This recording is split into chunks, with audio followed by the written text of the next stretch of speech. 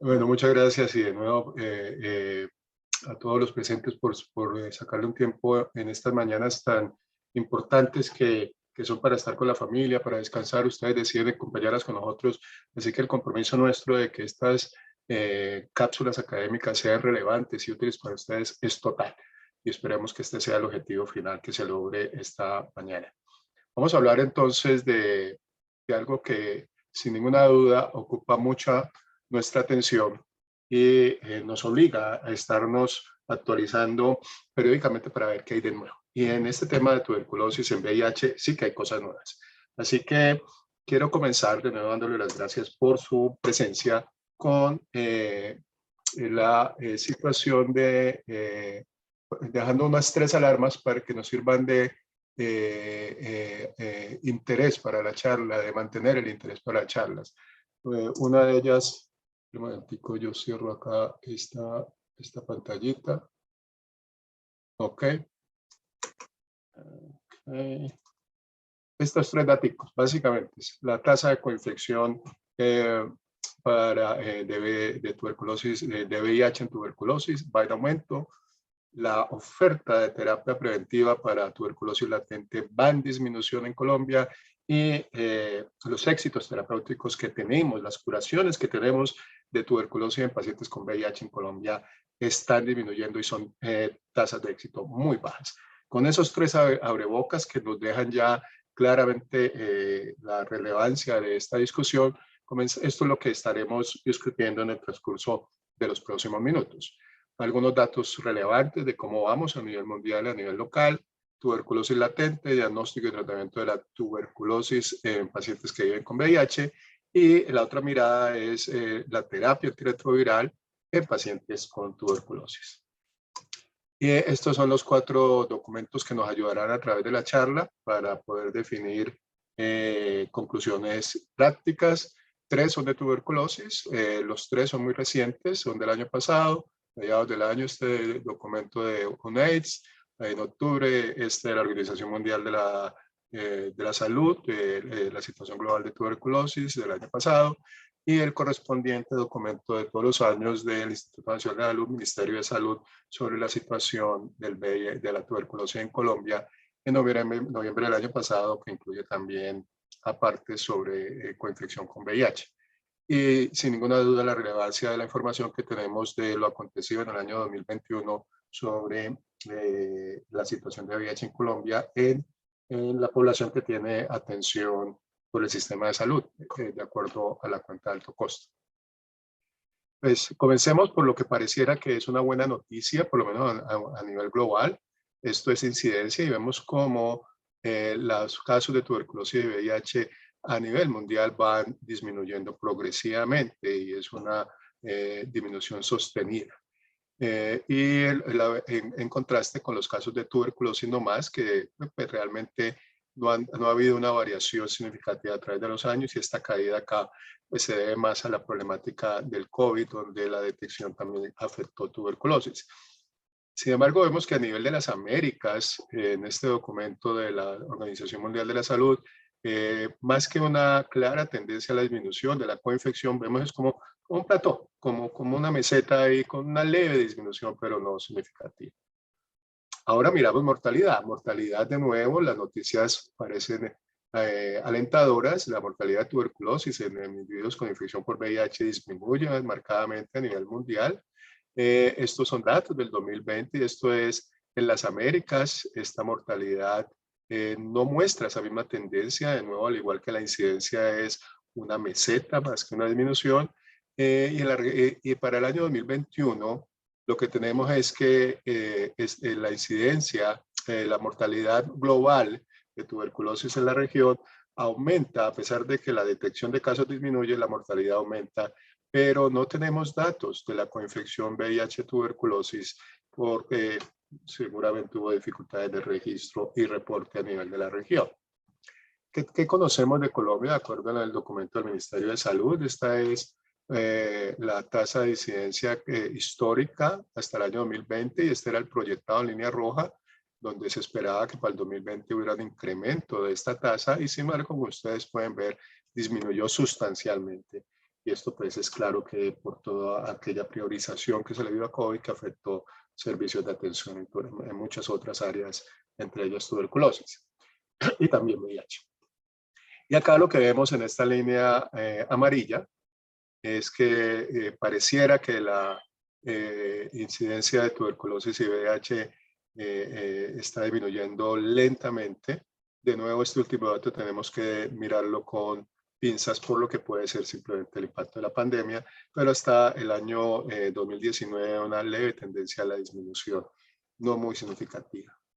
Y en cuanto a mortalidad, no tenemos datos de mortalidad en pacientes infectados con tuberculosis y VIH en Colombia, pero tenemos un modelo o una información que puede reflejar la situación del país perfectamente. Este fue un estudio de análisis de causalidades de mortalidad en la ciudad de Cali, tanto por circunstancias de tipo salud, su enfermedad por VIH, su tuberculosis o condicionantes sociales. Y aquí vemos que quienes más se morían en términos generales son aquellos quienes no tenían tratamiento antirretroviral, esta franja amarilla, aquellos que tenían un índice de masa corporal muy bajo, estaban desnutridos, esta franja roja, aquellos que no tenían ningún tipo de aseguramiento, esta franja verde, y aquellos quienes recibían tratamiento para la tuberculosis más allá de 2 semanas, esta franja púrpura. Pues aquí vemos condiciones con determinantes sociales y condicionantes de salud que afectan claramente la mortalidad de los individuos y que pero lo podemos extrapolar sin ninguna duda a la situación país.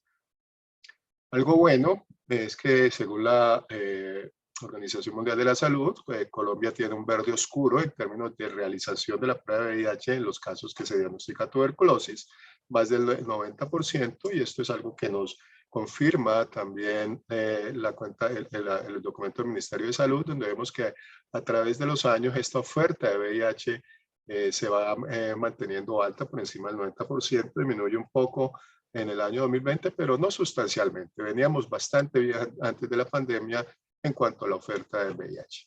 Pero lo que en contraste se está viendo que tiende a aumentar en los últimos años es la tasa de casos positivos para VIH de esta población con tuberculosis, y esto es lo que definimos como coinfección. Así que la coinfección en nuestro país tristemente está aumentando, y aún teniendo en cuenta que aquí va a haber todavía un subregistro, necesitamos ver los datos más actuales y esperar que todo entre a una normalidad de registro y de detección para poder ver realmente cuál es esa tendencia. ¿Y por qué es importante detectar la tuberculosis y el VIH, la coinfección? Estas tasas de respuesta terapéutica lo dicen todo. Esto es a nivel mundial, el reporte global de tuberculosis, donde la tasa de curación de éxito terapéutico a nivel mundial de todos los casos nuevos de tuberculosis y recaídas va en el 86%, con una tasa de mortalidad muy baja. Mientras que aquellos casos que tienen coinfección con VIH, pues se baja a unos 10 puntos, baja al 77%. Esto es a nivel mundial.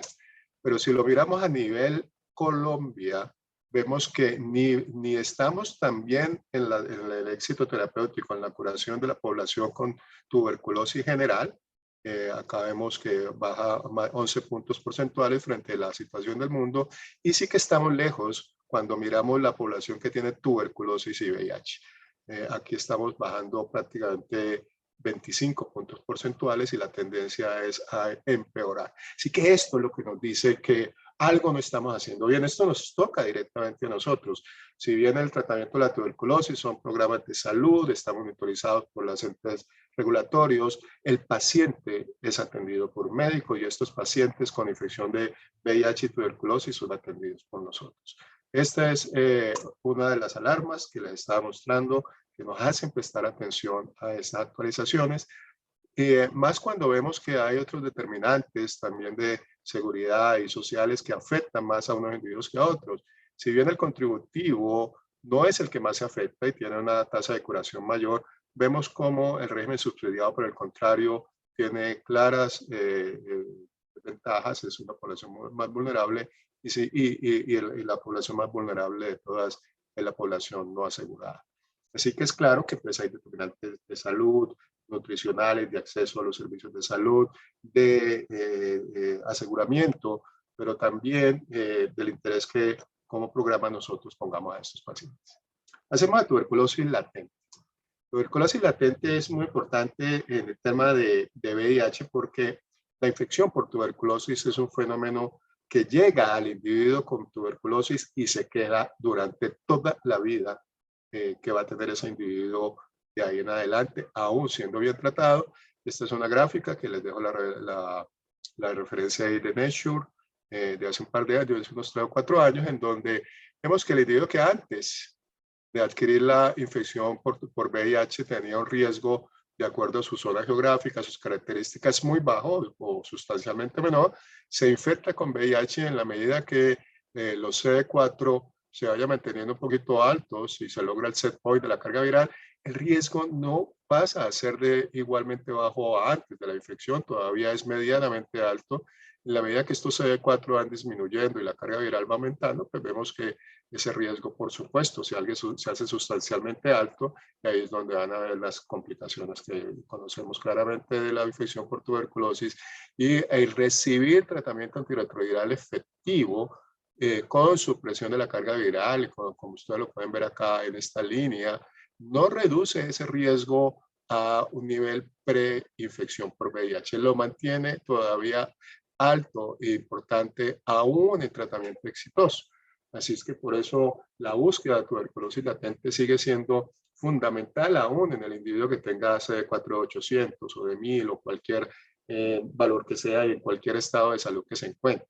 Esto correlaciona obviamente con la replicación viral, la diversidad, los procesos proinflamatorios, la activación inmune.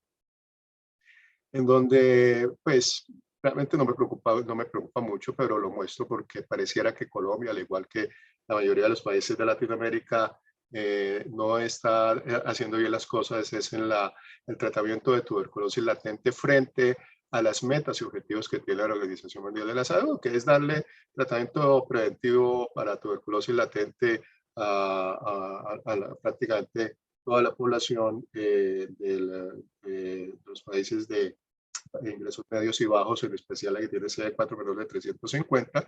Nosotros seguimos dando tratamiento de tuberculosis latente basada en el hallazgo de la prueba de tuberculina. Esto pues nos pone a reflexionar porque a través de los últimos años esta oferta de terapia preventiva con isoniazida, en este caso, se ha caído tan sustancialmente. Sí es claro que en el 2020 tuvimos un problema de pandemia, pero ya veníamos en esa tendencia a disminuir, y también es claro que ha habido épocas de desabastecimiento de la tuberculina, sin ninguna duda, pero también tenemos que hacer énfasis en nuestro esfuerzo para mejorar estos indicadores y entra a colación la pregunta de si todo tiene que ser con prueba de tuberculina o no. La verdad es que en países de ingresos medios y altos, y eso lo ha dejado claramente establecido Brasil, que todavía tiene una prevalencia de tuberculosis mucho mayor que la de Colombia y coinfección con VIH mucho mayor que la de Colombia, que el mejor indicador de tratamiento de tuberculosis latente es la positividad del PPD.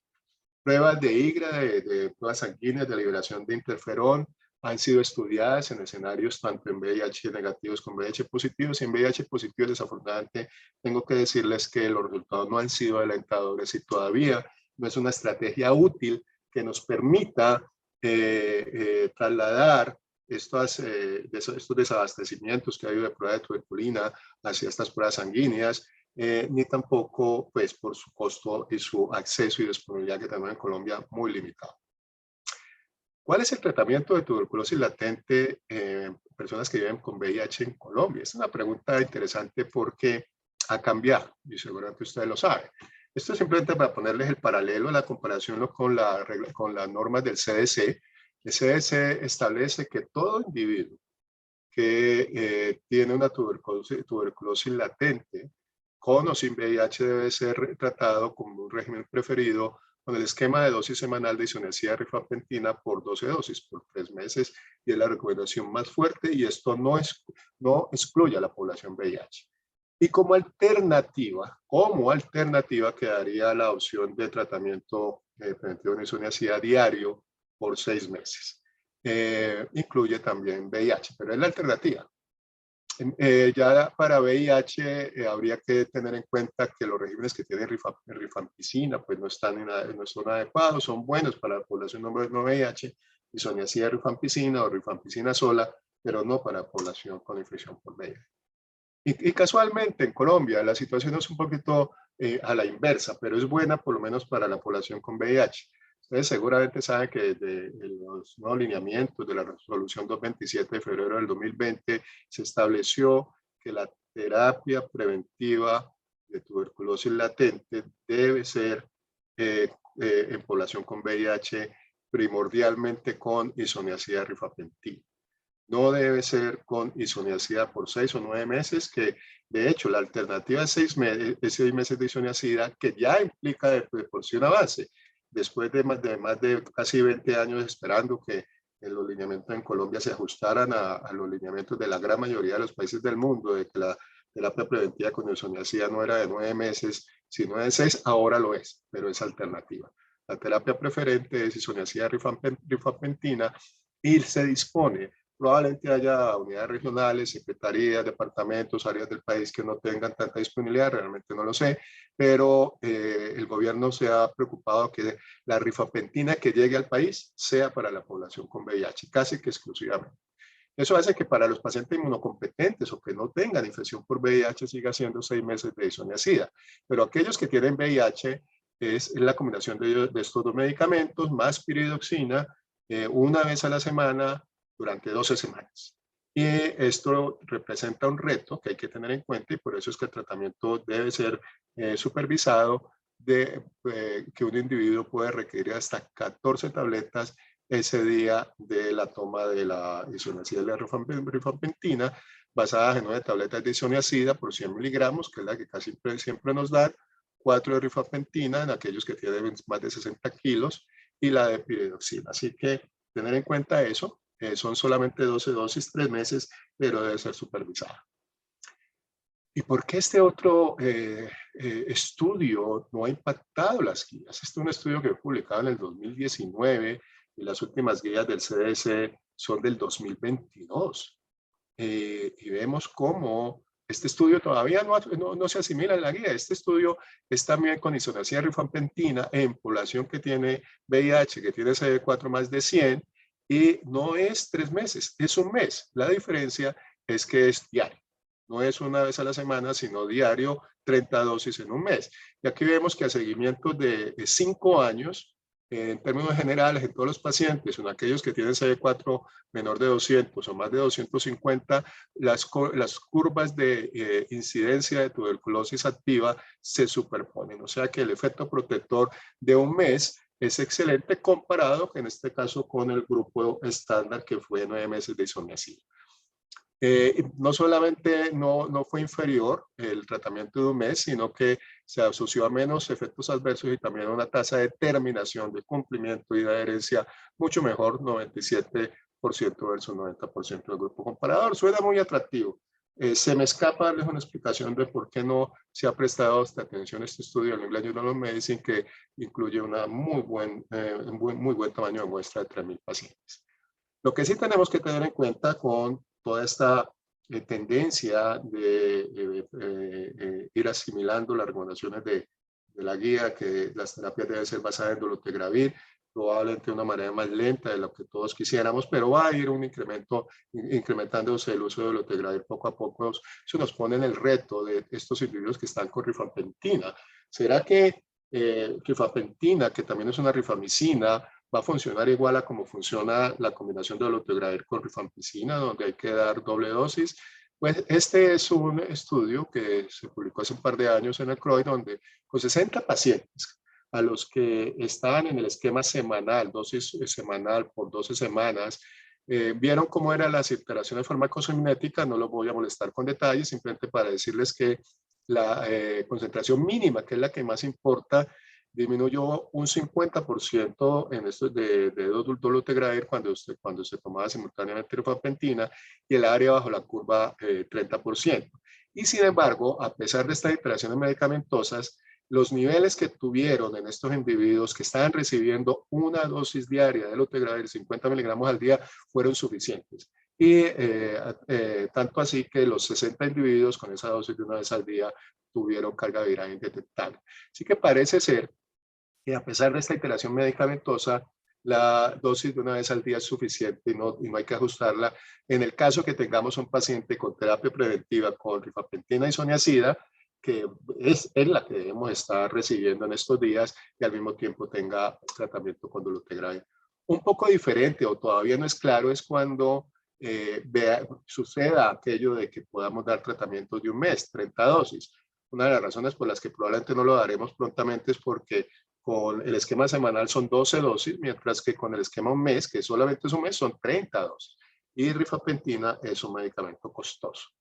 Pero si llegáramos a ese punto, 30 dosis en un mes, obviamente, a una toma diaria implica un impacto farmacocinético mucho mayor contra dolutegravir. Y aquí vemos que esto es con doble dosis, 50 miligramos cada 12 horas, se logra que las concentraciones mínimas, las concentraciones valle, estén por encima de lo mínimo requerido en este estudio. Pero hasta ahí sabemos que en caso de que sea diario, sí va a tener que ser cada 12 horas, pero todavía nos deben estos autores los datos, porque también están trabajando con un brazo de una vez al día que no los han proporcionado. Pasemos al tratamiento del diagnóstico y tratamiento de la tuberculosis en esta población, simplemente para recordar que la infección oportunista que más sigue ameritando nuestra atención en Colombia, la tuberculosis. Estos son los datos de la cuenta de alto costo, donde después del síndrome de desgaste, la pérdida de peso, el emaciamiento, la primera infección que acompaña a nuestra población de VIH es la tuberculosis, sin ninguna duda, ahí están todas las demás. El diagnóstico. El diagnóstico, las estrategias son muy sencillas, ustedes las conocen muy bien, radiografía de tórax, la vaciloscopia, cultivo. ¿Qué debe ser el medio líquido? Este es el primer mensaje. La mayoría de nuestros laboratorios y nuestros servicios departamentales de laboratorio están trabajando todavía con medios sólidos, o agua acudo o Lowenstein-Janssen. Hay un llamado, no solamente en Colombia, sino universal, a que hagamos la transición, el cambio, medios líquidos, tanto por mejoría en la sensibilidad, pero sobre todo también en tratamientos, en resultados de los cultivos que son mucho más rápidos, en menos de 2 semanas. Hay que todos busquemos que podamos tener accesos en nuestros laboratorios con cultivos de medio líquido. También obviamente las pruebas moleculares de PCR que deben tener también detección de genes asociados a resistencia y hablaremos un poco del lipoarabinomaná. Miremos los nuevos lineamientos en cuanto al diagnóstico. Esta es la famosa resolución 227 del 20 de febrero del 2020 y este es el algoritmo. Hay varios algoritmos, este es el que atiende la población de inmunosuprimidos, incluyendo VIH-Sida, y quiero simplemente mostrarles, no les voy a entrar en todos los detalles que están en este algoritmo, de que el diagnóstico se basa en prueba molecular rápida, PCR, en cultivo líquido y en radiografía de tórax. ¿No les falta algo? ¿No les falta la vaciloscopia? Pues la resolución estima que la vaciloscopia no es importante. Y yo entiendo la razón por la cual lo hacen, porque la vaciloscopia en la tuberculosis, en VIH, tiene una menor sensibilidad. Y eso hace que pues, nos despiste y nos engañe, nos haga pensar de que el paciente no tiene tuberculosis. Sin embargo, hay un escenario donde yo creo que amerita mantener la vaciloscopia dentro del algoritmo diagnóstico sin óbice de reemplazarla por reemplazar la prueba rápida pues, de PCR o cualquiera de estas 3 estrategias, ¿no? Complementando estas 3 pruebas diagnósticas. Y es por lo que nuestros pacientes no solamente padecen de tuberculosis como infección por micobacterias, sino también otras, especialmente Mycobacterium avium complex. Y en algunos estudios se ha visto que la coinfección o la infección puede ser tan alta como un 20%. Por lo tanto, sí es importante porque en un paciente en quien ustedes detecten una vaciloscopia positiva, sí, tiene menor chance de que salga positiva, menor sensibilidad, pero si resulta positiva, materia fecal, en jugo gástrico, en esputo, en lavado broncoalveolar, en el líquido que ustedes evalúen, y la prueba molecular simultánea en ese líquido sale negativa, la PCR, eso no es un falso negativo la PCR, es que con toda seguridad y nos está diciendo que esa vaciloscopia positiva está apuntando a una Mycobacterium avium complex. y el tratamiento, como ustedes saben, es diferente, el enfoque es diferente. Por lo tanto, yo creo que hay que mantener las vaciloscopias, pero siempre hacer énfasis que para el diagnóstico de tuberculosis requerimos las pruebas rápidas de PCR y el cultivo de líquido. Mire que aquí hay una A y B. No quiero aburrirlos con los detallitos, pero A y B quiere decir que la prueba rápida debe ser debe incluir no solamente genes de detección de resistencia a rifampicina, como lo hace nuestro GeneSper actual, sino también a isoniazida. Y eso es un esfuerzo que debemos hacer. Hay varias plataformas que ya establecen tanto genes de resistencia de PETA, genes de resistencia de rifampicina, que son como isoniazida, Vinemax, el Aniplex, la plataforma de Abbott, etcétera. Y en breve, ya en Colombia hay uno o dos centros que tienen la nueva generación de cassette del GeneSper. No solamente son ultra quiere decir más sensible, pero no extensión de mecanismos de resistencia, sino ultra con 9 genes de resistencia o 10 genes de resistencia. Y esto pues ya se irá implementando en zonas probablemente de mayor riesgo de tuberculosis resistente y que incluirá obviamente isoniazida y rifampicina entre esos 10 genes. Así que muy importante es que si seguimos basándonos en el GeneSper ultra o no, que solamente detecta rifampicina, siempre nos queda debiendo la información de isoniazida y podemos creer que es un paciente que es sensible y que se puede manejar con tetraconjugado, pero está escondida o no detectada una resistencia a isoniazida y debe buscarse, bien sea por una prueba complementaria, puede ser un genotype o otra de estas plataformas que mencioné, o ahí sí esperar el cultivo líquido, que en 2 semanas se le van a hacer las pruebas fenotípicas. Ese cultivo líquido nos va a determinar si hay una resistencia a isoniazida. Y la otra prueba diagnóstica que quiero referirme es al LAN, porque el LAN se ha vuelto y debe volverse una herramienta fundamental en el paciente que tiene un SIDA avanzado y que tiene un cuadro clínico que puede sugerir muchas infecciones oportunistas, pero entre ellas la primera siempre va a ser tuberculosis.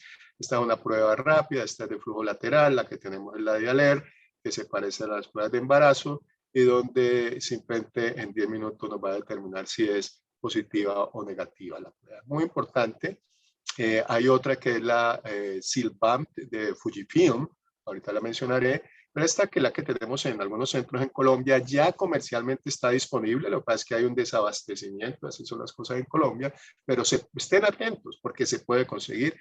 Y nos dice básicamente esta gráfica, esta misma, de que en individuos que tienen CD4 menor de 100 y tienen sintomatología sospechosa de tuberculosis, la sensibilidad es del 54%, entre 100 y 200 será 24 y más de 200 será menor la sensibilidad. Pero en este grupo caen la mayoría de nuestras tuberculosis que vemos en pacientes hospitalizados. Y hallazgo de por sí solo ya nos hace diagnóstico de tuberculosis con una especificidad muy alta. Ya que ustedes la ven, en cualquiera de los rangos de CD4 la especificidad es muy alta. Eso quiere decir también de que si es negativa, pues nos va a determinar una cierta probabilidad de que no haya infección. Pero si combinamos el LAM con un GeneSper en jugo gástrico, en esputo, Stephen Land, el padre de la coinfección de tuberculosis VIH que murió hace unos años, nos había dicho desde hace un buen número de años que la probabilidad, que la combinación de las 2 pruebas positivas nos establece un diagnóstico en el 92% de los casos de pacientes con VIH y CD4 bajos en las primeras 24 horas. Así que los invito a que en sus instituciones hospitalarias o en el paciente ambulatorio se implemente el LAM, pero también en conjunto con el GeneSper, que como ven es parte del algoritmo diagnóstico mandatorio hoy para pacientes con VIH.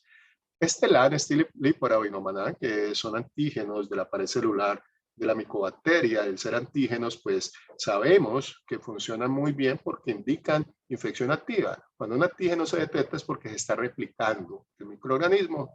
Ya lo hemos visto con COVID, pues con tuberculosis funciona lo mismo. Positividad quiere decir infección activa y su uso ha podido reducir la mortalidad, en este caso 7% en un estudio Malawi, en individuos que tienen CD4 menor de 100. Y es posible que en breve, pues ya es comercial en muchas otras partes, podamos disponer del Fujifilm, el Silvan, que tiene ventajas. La sensibilidad pasa del 54 a más del 70%, manteniendo la misma especificidad. Así que es una prueba que nos mejora la detección de los casos y no solamente en los CD4 menor de 100, sino también en el grupo de CD4 de 100 a 200 pasa del 50%. Tomen nota, será importante principalmente el manejo hospitalario, pero también se puede utilizar en pacientes sintomáticos ambulatorios. ¿Ha cambiado el tratamiento de la tuberculosis en la coinfección con VIH?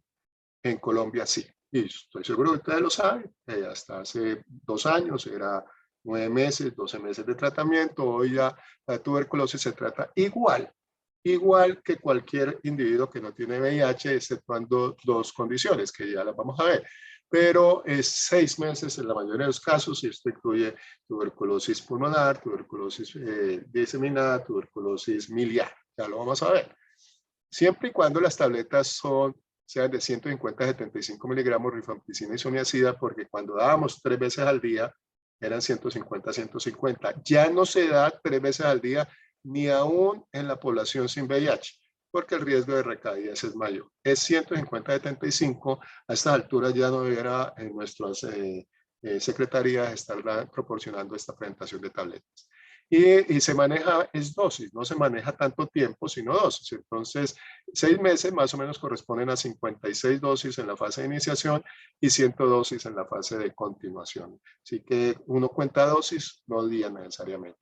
Pero siempre y cuando, serán 6 meses o 56, 112, siempre y cuando el individuo haya iniciado terapia antirretroviral.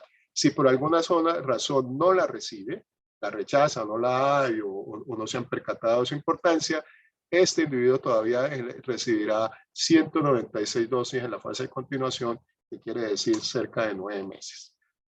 Entonces, esto es la tabla que nos lo resume y serán 6 meses en población que tiene VIH y las únicas excepciones son en individuos que tienen CD4 menor de 200 con tuberculosis diseminada y ya otras indicaciones que también afectan a la población sin VIH, como la tuberculosis meningia y la ósea, estas son una extensión de casi un año.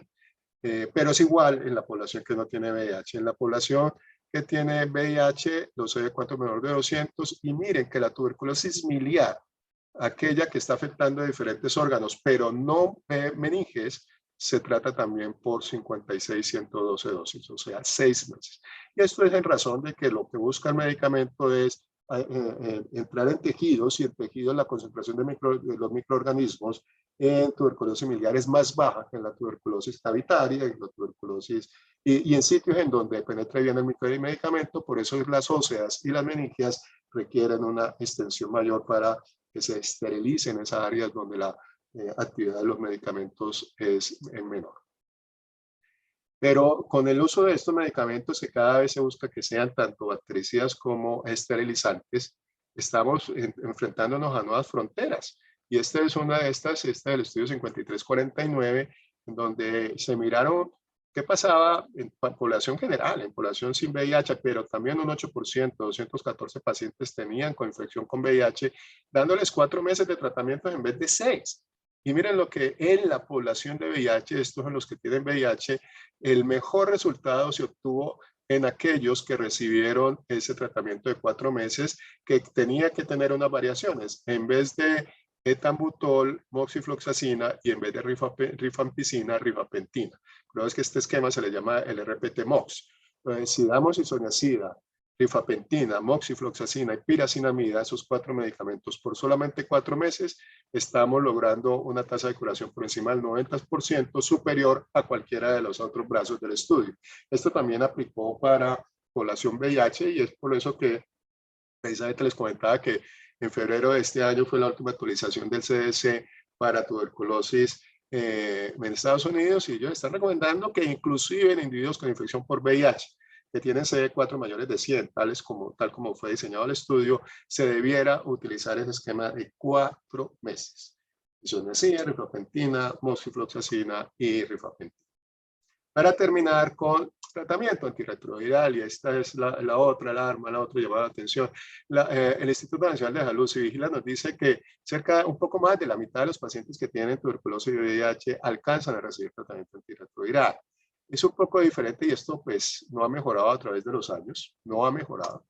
Y es un poco diferente cuando lo mira la cuenta de alto costo, pero la diferencia es que la cuenta de alto costo no incluye a todos los pacientes que fallecen antes de ingresar al sistema, que se pierden, que no consultan, que no se vinculan.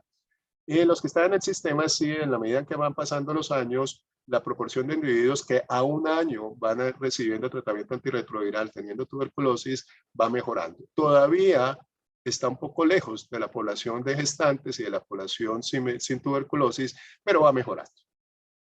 O sea que la clave es que el individuo entre rápidamente al sistema porque ahí le van a dar la oportunidad de tratamiento antirretroviral. Pero tal vez una de las razones por las cuales el individuo antes de entrar al sistema, al aseguramiento, pierde la oportunidad de tratamiento antirretroviral es por esta bendita norma que todavía, debo decir, es oficial en Colombia. Pero yo los quiero invitar a ustedes a que la violen, a que la cambien, a que se concienticen de que esto no debe seguir funcionando. Para mí esto ha sido un error consuetudinario desde siempre, desde que salió, y es aquella norma que dice todavía nuestra guía, lo dice actualmente, que el tratamiento de la antirretroviral en individuos con tuberculosis se debe comenzar en las primeras 2 semanas solamente en aquellos que tienen CD4 menor de 50. Solamente si los CD4 son menores de 50 o tienen un Karnofsky y una enfermedad sistémica muy comprometida, hay algunos pero nuestra guía dice menor de 50. Eso quiere decir que quienes no tengan, que su CD4 sea más de 50, tienen que esperar de 2 a 8 semanas. Y para muchos eso ha implicado o han entendido que el mensaje de eso es que cuando termine la fase de iniciación, ahí le iniciamos tratamiento antirretroviral. Y yo creo que eso siempre fue un error. Siempre fue un error porque desde el 2010 que salieron los estudios de inicio temprano, el Start Inside y el temprano, se demostró que los pacientes tienen que recibir tratamiento independiente de los CD4, primer punto. Pero después ya en todas estas estrategias de tratamiento rápido se ha visto, y eso está desde el 2009, que en pacientes con infecciones oportunistas, Solopa nos dijo en la Universidad de San Francisco, el tratamiento antirretroviral debe iniciarse en las primeras 2 semanas.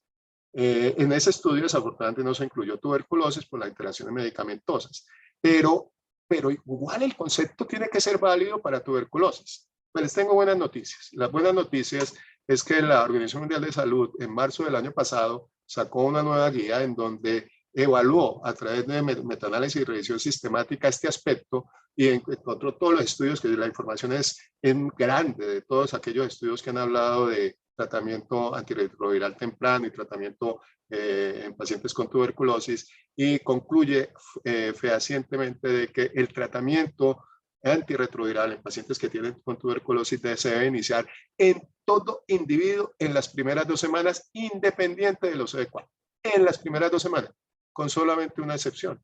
Cuando usted sospeche o sepa que el paciente tiene meningitis por tuberculosis, porque sí hay evidencia que sobre todo la meningitis por tuberculosis sintomática moderada severa, la que se conoce como Glasgow 2 o 3, va a incrementar la mortalidad con un inicio temprano de la terapia antirretroviral. Pero esta es una recomendación fuerte, la evidencia dicen que es bajo a moderada, para los que saben de evidencia esto es bastante bueno. Y así que los invito a que cambiemos ese paradigma, cambiemos ese chip y no vamos a esperar 6 o 8 semanas a iniciar el tratamiento antirretroviral a pacientes con tuberculosis que no tienen meningitis. Tiene que ser tan rápido como cualquier otro paciente.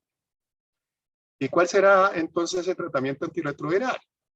Pues tenemos opciones de Favirenz, inhibidores de integrasa, raltegravir, dolutegravir, de pronto inhibidores de proteasa.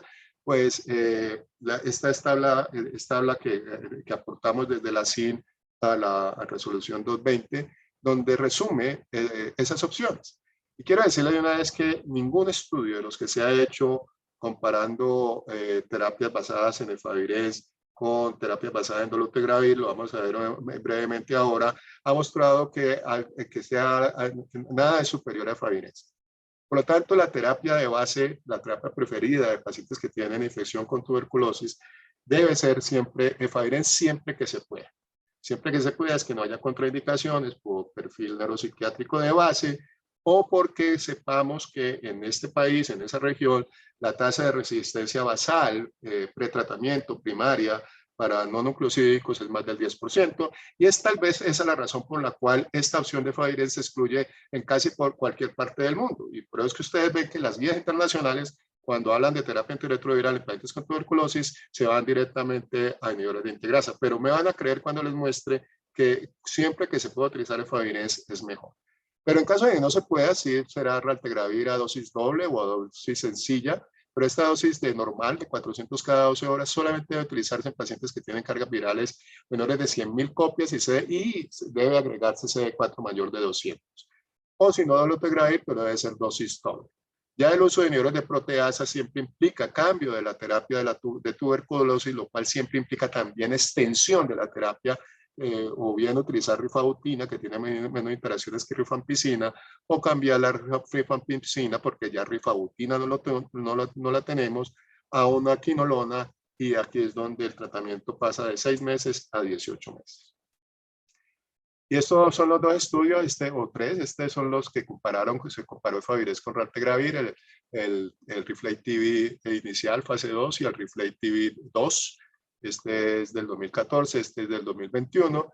Y en este inicial, que era en fase 2, se mostró que en los tres grupos, que eran solamente 51 pacientes, así son los estudios fase 2, no hubo ninguna diferencia, no hubo inferioridad en ninguno de los esquemas frente al otro.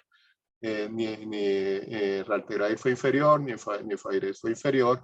Hubo una señal de un poquito más de toxicidad en los que recibieron dosis doble de raltegravir frente a los que recibieron dosis usual estándar de 400 cada 12 horas, pero lo que mostraban los intervalos de confianza es que para este estudio fase 2 era lo mismo dar cualquiera de los tres esquemas a las 48 horas. Posteriormente pasan a la fase 3, ya con 230 pacientes en dos grupos, solamente escogen el grupo de efavirenz y el de dosis doble de raltegravir. Así son los estudios fase 3, no pueden ser varios brazos, escogieron el de dosis doble. Yo creo que va a meritar todavía evaluar dosis sencilla, y a 48 semanas a un año se observa que tampoco hay diferencia. Pero esto diría, bueno, entonces raltegravir es una buena opción, con seguridad lo es. Preocupa un poco, y a mí me deja un poco inquieto, es estas tasas de indetectabilidad a un año. 61% con raltegravir, 66% con efavirenz, que no son estadísticamente diferentes, pero definitivamente no es lo que se ha observado con otros estudios en donde se hacen tratamientos de coinfección VIH y tuberculosis. Y por otro lado, el estudio anterior, que tenía un poder estadístico adecuado, suficiente para las conclusiones que les mostré, se compara o hace contraste con este estudio, que es el Inspiring, que es con dolutegravir. Dolutegravir 50 miligramos cada 12 horas, porque ellos decidieron la interacción que habían visto in vitro y en modelos animales no permitía, precluía cualquier posibilidad de hacer estudios clínicos con dosis normal de 50 miligramos al día. Mostró que al cabo de un año, en 113 pacientes, no había diferencia, no lo puedo decir de la manera. Las curvas de respuesta virológica se superponían al año, se superponían siempre con una eficacia virológica, una rapidez de supresión viral mucho mayor con el dolutegravir. Pero ojo que este estudio tiene un truco, es un estudio observacional, no comparativo.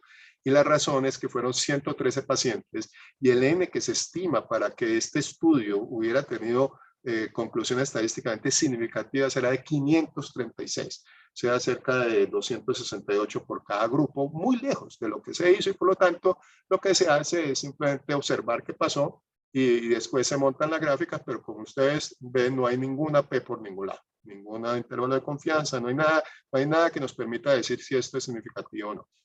Entonces, se le antoja a uno de que luce bien el uso de dolutegravir, en este caso 50 miligramos cada 12 horas, pero con esa anotación de que no es un estudio válido estadísticamente. Entonces, por eso es que nos queda como conclusión, ¿qué hacemos en caso que no podemos utilizar efavirenz? Y de hecho eso demuestra cómo efavirenz tiene que seguir siendo la primera opción siempre que se pueda, tanto porque no ha sido superado por ningún otro esquema, y porque los estudios muestran que las terapias alternas son muchísimo más costosas o no tienen todavía el poder estadístico suficiente. Cuando miramos lo que está pasando en el último reporte de la cuenta de alto costo de enero de este año, no, es que más o menos el 80% de los pacientes que están en tratamiento con infección TB y VIH están recibiendo esquemas basados en efavirenz o en inhibidores de integrasa. Eso no está malo. De todas maneras, uno observa que hay cerca de un 20% de individuos que todavía reciben esquemas basados en darunavir y en atazanavir, y por ahí también hay lopinavir y ritonavir, Uno se pregunta si todos estos individuos les habrán quitado la rifampicina, pero queda uno la preocupación de que no haya un concepto muy sólido de cuáles los escenarios en donde se puede utilizar el nivel de proteasa. Entonces, yendo ya a las conclusiones, ¿cómo vamos? Vamos a nivel mundial mejorando, a nivel de Colombia no tanto. La tasa de coinfección va en aumento, las tasas de tratamiento de tuberculosis latente son bajas, las tasas de éxito terapéutico en coinfección son bajas. La oferta del PPD está baja, desafortunadamente las pruebas de IGRA no atienden esa necesidad, no van a servir para cubrir esa deficiencia, tanto por acceso como por eficiencia de la prueba. Y lo que sí tenemos y que promueve también buscar y cada vez más intensamente la tuberculosis latente es esquemas de 12 dosis semanales con isoniazida rifampicina, para lo cual en caso de que dolutegravir sea el acompañante se pudiera dejar en dosis sencilla. En el tratamiento de tuberculosis en la población con VIH, pues de nuevo tenemos un esquema que somos más acortados, ya no son 9 meses, son 6 meses. Va a servir a todos los individuos, exceptuando aquellos que tienen tuberculosis ósea, tuberculosis meningia, tuberculosis diseminada con CD4 menor de 200 y otras indicaciones que aplican también a la población no VIH, como la infección renal por tuberculosis, etcétera. Así que, y finalmente, la terapia antirretroviral Befaire es como la primera opción en nuestro país, porque no hay una exclusión basada en resistencia por ahora, y entre raltegravir y dolutegravir, pues queda a la selección del médico, si se considera un tratamiento que va a ser más costoso, que es el que mejor evidencia tiene, porque el estudio sí tuvo significancia estadística, es más costoso y queda esa duda sobre por qué los pacientes tenían esas bajas indetectibilidades a un año, o dolutegravir, sabiendo que lo único que podemos decir es que pareciera que sí funcionaba, pero todavía no hay la evidencia sólida que así lo soporte, con un menor costo al final. Muchas gracias. Quedo atento a cualquier pregunta. Doctor Martínez, muchas gracias por su completa revisión respecto a este tema tan interesante. Cuando se sale la resolución 227 en el año 2020, se deja una nota que decía que el esquema con rifampicina no tenía evidencia en concomitancia con dolutegravir. Con esta evidencia que nos muestra el día de hoy, ¿podríamos sentirnos tranquilos de dejar el dolutegravir en este esquema? Cambiemos la pregunta. A ver, yo creo que sí. Yo creo que la situación de dar doble dosis por 3 meses, miren que son 3 meses, es una de las diferencias que uno pudiera inclinar hacia el esquema de 3 meses frente al de un mes, es que si uno no duplica la dosis a 50 cada 12 horas, pues está haciendo un tratamiento más costo efectivo que si lo hace en un mes, donde tiene que dar 30 dosis de rifampicina, pero también doble dosis de dolutegravir. Yo pienso que eran 60 individuos y ellos demostraron fehacientemente que las interacciones farmacocinéticas están suficientemente por encima de lo mínimo exigido, bastante por encima de lo mínimo exigido, a pesar de lo impactante que se ve de un área de la curva que disminuyó el 30%, de una concentración mínima del 50%, aún así, el dolutegravir tuvo niveles adecuados y eso demostró que a un año todos estos individuos tenían carga viral indetectable. Yo creo que aumentarla a dosis doble, me parece que con este estudio ya no se justifica. Muchas gracias, doctor. Doctora Mónica, respecto ya vimos que es difícil el camino a la implementación de las nuevas guías con respecto al tratamiento para las personas que viven con VIH. ¿Cómo ve usted el camino hacia la implementación de la profilaxis preexposición? Bueno, realmente el camino está abonado para que se dé, ¿sí? Tuvimos esa discusión en el foro de lucha mundial contra el VIH en diciembre. Lo que se debe usar para PrEP está en el plan obligatorio de salud, tiene registro INVIMA, o sea, es una indicación dentro del INVIMA de ese medicamento. Cualquier casa farmacéutica que produzca tenofovir en tricitabina se puede utilizar esa molécula para PrEP, pero me parece que falta como una guía país para orientar un poco más a los aseguradores y a las IPS, ¿sí? Entonces, existe la guía de la Organización Panamericana de la Salud, existe el curso, es fácil de hacer, de implementar, pero me parece que en Colombia están esperando que haya una guía adicional por parte del ministerio para aplicarla los aseguradores y las IPS, y de pronto ahí vamos a estar patinando otro tiempo. Ya los pacientes están llegando, y lo que mostraba William en su presentación, ¿a quién hay que darla? Al que está pidiéndola, y lamentablemente ahorita esos pacientes están tocando la puerta y se están encontrando con muchas barreras. Dentro de esas, el estigma que está generando la PrEP en nuestro país. Nuestros trabajadores de la salud como que todavía no estaban preparados para eso y está generando mucho estigma y mucho rechazo. Entonces, creo que hay mucho por abonar, pero creo que también es de pronto más fácil, es más rápido de hacer que la implementación del primer TAR de la guía. Muchas gracias, doctora. Si me permites, Héctor, pues además de estar completamente de acuerdo con Mónica, aquel que lo esté pidiendo, por favor, no se le niegue. Hay que tener en cuenta cuáles son los EIDs que hay que aplicar, y por ahí podemos aportarles en el chat cuáles EIDs pueden funcionar para eso. Sin embargo, es algo que todavía no ha sido claramente definido, y uno puede encontrarse con aseguradoras astutas que dicen que esos EIDs no han sido validados para prevención terapéutica, prevención farmacológica. Así que lo que quiero decir es que lo que menciona Mónica es cierto. Necesitamos una guía, necesitamos una orientación, unos lineamientos a nivel nacional que permitan aclarar todas estas vulnerabilidades que tiene, donde nos han contado cómo hay aseguradoras que no los autorizan, pues porque no porque no haya aprobación en INVIMA, sino que no hay un CIDs, no hay un programa. Y lo otro es porque realmente la estrategia de PrEP, si bien se puede mirar como un enfoque individual, tiene que ser un enfoque de salud pública para que funcione. Y el único impacto que tiene la infección por VIH es cuando se enfoca hacia un programa de salud pública masivo a nivel país, como lo ha demostrado en muchos países para lograr disminuir ese primer 90, esa incidencia de VIH de casos nuevos.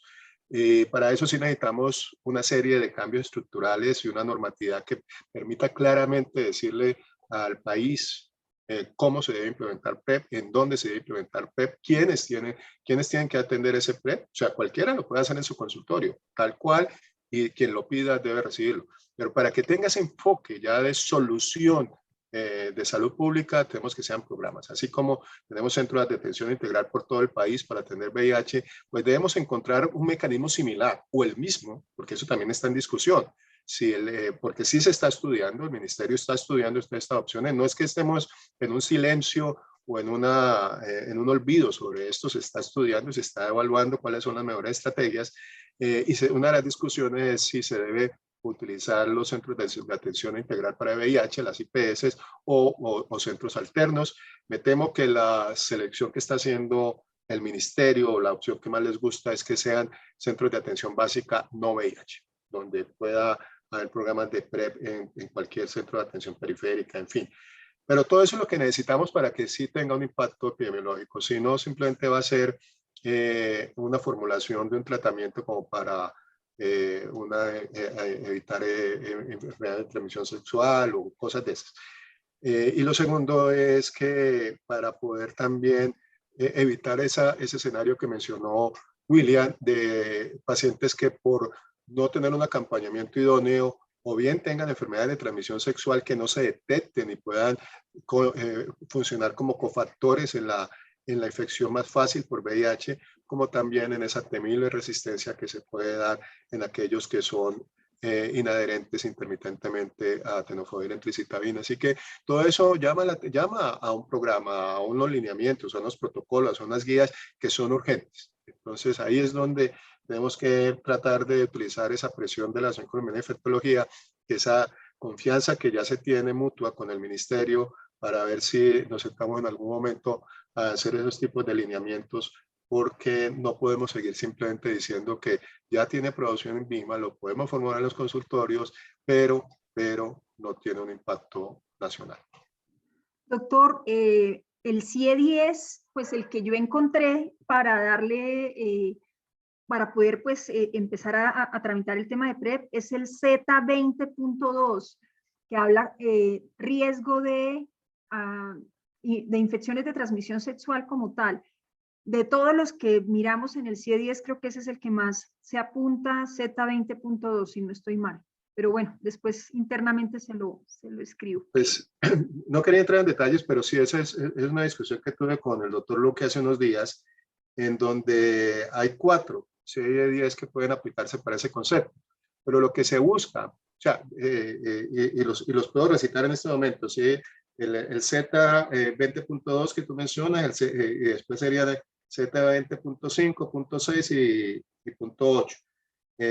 Pero el punto 5 es exposición a hepatitis virales, y mira que el punto 6 es contacto con y exposición al virus de la inmunodeficiencia humana. Y entonces ahí es donde viene la discusión y que me lo explicaba el doctor Ricardo Luque con suficiencia. Y es que lo que se busca es que uno de estos dos CIE-10, por ejemplo el 20.2, Z20.2, se deje exclusivamente para PrEP, para que ya el Z20.6 se pueda dejar para PEP, que también es muy importante, tanto PEP es de tipo exposición en trabajadores de la salud como en exposiciones sexuales. Exactamente. Entonces ahí es donde pues tenemos que llegar a ese punto del afinamiento para que todo funcione bien. La demora en la implementación de la PrEP, digamos que ha llevado a que las personas lo adquieran de manera particular, lo que hemos llamado PrEP salvaje. Estas personas que se infectan con VIH, uniendo la conferencia del doctor Lenis, sí es imprescindible el genotipo para inicio de tratamiento antirretroviral. Pues en ese uso indiscriminado, digamos, irresponsable, pero es a lo que la gente recurre al fin y al cabo cuando encuentra barreras o cuando no encuentra acceso fácil, que es tomarse una pastilla para prevenir el VIH en la puerta de la discoteca. Yo creo que es consecuencia de la falta de conocimiento o de la falta de nosotros educar a la gente y enseñarle que PrEP no es una pastilla, es un proceso, es toda una integración de el recibir la tableta, pero también recibir una asesoría y recibir un seguimiento. La parte más fácil de la PrEP es tomarse la pepa, pero la parte más complicada es que el paciente realmente se haga los controles y en el evento de que haya una falla de la PrEP, que generalmente como lo vimos hoy se deberá a problemas de adherencia, pues se ha evaluado adecuadamente, se le inicie el tratamiento prontamente y sobre todo se sepa abordar la forma del diagnóstico, porque lo más complejo que hemos encontrado y que está publicado en los 2 congresos recientes del CROI es cómo el diagnóstico del paciente infectado durante la PrEP puede ser más complejo por la demora en la aparición o la forma típica en que se presentan los anticuerpos y la forma atípica en que se positivizan las pruebas. Entonces, el paciente no necesita solamente que le den la pastilla, sino que periódicamente ser evaluado y que si las pruebas revelan la probabilidad de una enfermedad por VIH sea visto prontamente por alguien que tenga experiencia o que conozca cómo hacer el proceso diagnóstico en esos casos que pasan a ser especiales. La gente se toma la pepa en la puerta de la discoteca porque nosotros no le llevamos la pepa. Y en eso está muy clara la guía del CDC que les mostré. Ya la PrEP hay que dársela al que venga a pedirla, no al que la necesita. Si el paciente llega y dice yo quiero recibir PrEP, hay que dársela. Eso es lo que dice CDC en la guía 2021. De manera que tenemos que cambiar y acercar la PrEP a la gente y no esperar que la gente venga a buscarla. Para complementar tu respuesta, William, ampliando un poquito el escenario, no solamente el riesgo de resistencia a los usuarios no óptimos de PrEP, yo creo que va a haber de hecho una discusión que haremos en ASINVIR, aprovecho para invitarlos a todos al Congreso de la Asociación Colombiana de Infectología de Virología Clínica, la ASINVIR en su quinta edición, del 11 al 14 de mayo en el Hotel Hilton en Bogotá. De hecho, quiero decirlo de una vez, entre los inscritos en el día de hoy, que creo que pasamos de 150, Héctor, ¿me confirmas cuál fue el valor final? la asistencia final. Pasamos de 150, doctor. Bueno, pues riegan la bola entre los que ya con mucho entendimiento nos han ido dejando. Todavía tenemos cerca de 120 asistentes. Vamos a sortear o vamos a distribuir 4 inscripciones para asistir. Y así lo seguiremos haciendo en las actividades de REIVA. Espero que no lo vean como una forma de mejorar la asistencia. Ojalá la mejore, pero lo que queremos es motivarlos a que vayan a asistir 4 inscripciones para asistir al Congreso en Bogotá. Y en este Asimbir vamos a hacer unas discusiones de cuál es la realidad para Colombia del estudio genotípico previo a inicio de terapia antirretroviral, y es una de las preocupaciones no solamente en Colombia, en el mundo, sino es el uso cada vez más marcado en aquella población que va a terminar teniendo VIH, precisamente. Así que el uso previo de terapia preventiva PrEP puede ser una indicación. Pero en Colombia esa es una de las cosas que uno quisiera que pudieran pasar. Y es donde, porque no pasan, nos tenemos que mantener con estrategias que no son tan claras. Y es pacientes que van a recibir terapias triples, que tienen inhibidores de integrasas de segunda generación, dolutegravir o bictegravir, básicamente no se necesita hacer fenotípico. No sé, ni en Colombia ni en ninguna parte del mundo, si es el primer tratamiento. Pero si ya es terapia dual, dolutegravir, lamivudina, pues hay controversia, la mayoría de las personas creen que no es necesario, pero oficialmente es que como los estudios, los Gemini 1 y 2 no se hicieron excluyendo los que tuviesen resistencia a cualquiera de estos 2 medicamentos, la estrategia, y todavía no se tiene claro qué pueda pasar en un paciente que inicie tratamiento y arranque con una M184V en terapia dual, es una de las indicaciones que todavía se mantiene de requerimiento de estudio genotípico. Pero de nuevo, independiente, eso es si utilizáramos inhibidores de integrasa, pero ya Mónica nos mostró que el inicio de inhibidores de integrasa en Colombia están cerca del 7-8% y de dolutegravir 7-8%. Así que estamos todavía destinados, o uno entiende que haya mucho inicio todavía de inhibidores de proteasa, de Favirenz. Ojalá los inhibidores de proteasa sean siempre los de mayor barrera genética. Pero si es así, entonces es donde, con base en toda esta información, sí vamos a necesitar pruebas del fenotípico. En Colombia todavía no tenemos claro si la resistencia pretratamiento ha variado de esa encuesta que se hizo en 190 personas en el 2016 por parte de la OPS, en donde la resistencia pretratamiento era apenas del 5.3% a Favirenz, análogos no nucleosídicos. Pero y a niveles de proteasa era muy baja, era menos del 1%. Pero han pasado 6 años desde entonces. 6 años hoy por hoy, ¿será suficiente o no? A uno se le antojaría que lo ideal es que le iniciáramos terapia antirretrovirales cuando no son terapias triples basadas en inhibidores de integrasa, se hiciera genotípico. O al menos que tuviéramos siempre la precaución de que estos tratamientos que estamos iniciando con inhibidores de proteasa o análogos no nucleosídicos, pues tuviesen un seguimiento muy estrecho de eficacia terapéutica y adherencia, porque ante la cual cualquier duda sí sería pertinente hacer genotípico. Así que es un área de vulnerabilidad para nosotros, de susceptibilidad como país, que ya ha sido resuelta mucho en los demás países del primer mundo. En la guía, por ejemplo, uno de los escenarios donde se está promoviendo el uso de genotípico previo al tratamiento es en la mujer gestante, y de una manera pragmática, en el sentido de que usted tómele la muestra para inicie el tratamiento. Entonces, y dice, tómele la muestra para inicio de tratamiento, pero si usted va a iniciar tratamiento basado en dolutegravir, no se preocupe, ahí no tiene que hacerle genotípico. Así que ahí hay una serie de situaciones que nos hacen excepcionales. Siempre las terapias típicas basadas en genotípico de nuestro país dan tranquilidad.